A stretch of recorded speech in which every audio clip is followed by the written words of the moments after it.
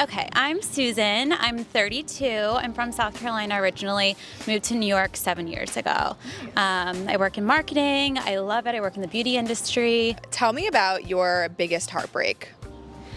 So I don't know if it's my biggest. It's my most recent. I don't want to give him that much credit.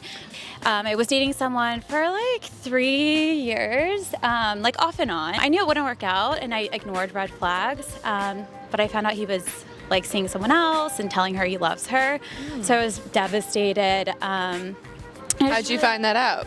So because I work in marketing, I was helping him with his business Instagram, and I had his Instagram on my phone. He gave me access, and I would just like notice there was no like communication, but this girl would always like every single post of his, and it's definitely his type. And I was like, this girl, like, is there anything weird with this? And he was like, no, like, I just know her from industry. And I was like, okay, like, let it go by. And then one weekend, I just had this weird feeling. And then I messaged the girl on my Instagram. I just said, how long have you been dating this guy?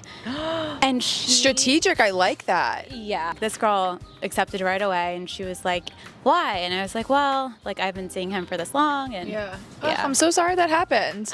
it's okay, you know. Better off now. Yeah, exactly. I just take like, that's, I think the benefit or like the learning experience is just now I know he wasn't for me, and just like knowing how I grew during the time of seeing him, and I'm going to find the right person now. So. Yeah.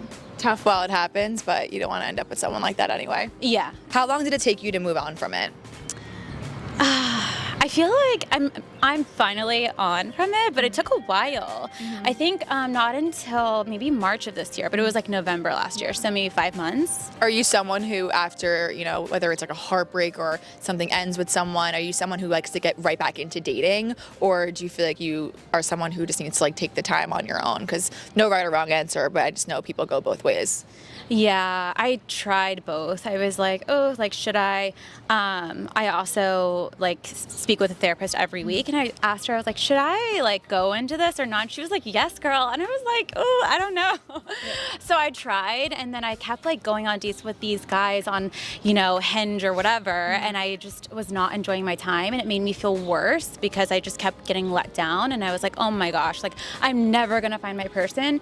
So I took a little bit of a break. Some friends introduced me to people. Sometimes you gotta just recharge on your own. Yeah, exactly. So it was like a combination. It was like off and on, and now I'm finally like, I'm done with the pause for sure, and I'm ready to meet new people. Okay, ready to rock and roll. I love that. How do you feel heartbreak has impacted your dating life and daily life today? I think now I'm just, as soon as there's a red flag, I cut it. Like, it's done. Like, I was talking with this one guy, and he was just like texting forever instead of making a plan. So I just ghosted him. I think if you haven't gone on like, I think 2 dates, and you're just taking forever, I can ghost you. I owe you nothing at this point. You just wasted my time.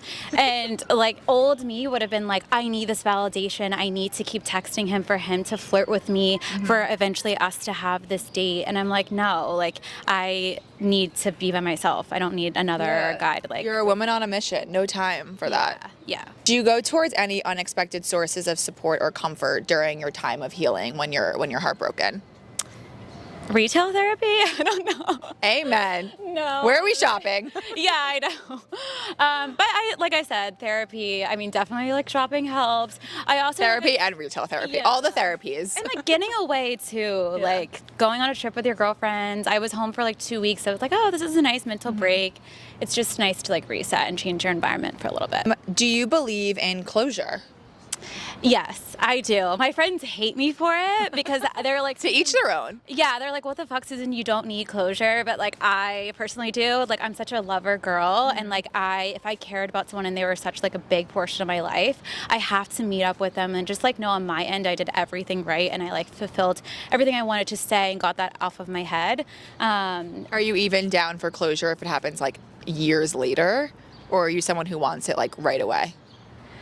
I need communication right away. I get like very angry and feisty if someone doesn't communicate. Like, I am so stubborn. Like, if you're not talking to me and I'm upset, like, oh, you're gonna feel it. Like, I'm gonna lash out. But like in this past instance, we had a closure talk like 5 months later, and that was like that actually really helped me. I haven't had like, I haven't been in this situation where it's come up like years later. I don't know. I have, and it's actually very refreshing. It was like 3-4 years later, and it was like when you're in a much better headspace and you really separate yourself from the person. Yeah. So I agree. I think closure is nice.